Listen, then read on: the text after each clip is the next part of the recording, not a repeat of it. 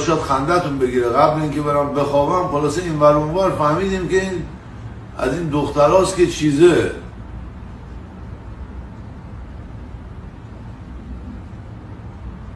آره خب من نمیدونم با ادب چی اسم کد خارکلته کد چجوری باید بگی، من نمیدونم. یه سری مردا هستن که کد دارن، یه سری زنا هستن که کیت دارن. من دیگه نمیدونم دیگه. بیا رهشو نگفتم دیگه. بیا یه الان سومین باره به تور من داره میخوره. الان تو 40 سالگی میزین نقشه کونه من کشیدن. خدا شاهده، به قرآن دارم راست میگم.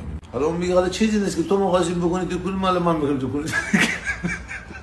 نه اینجا نصف خانومای اونجوری دودول دارن جلوشون.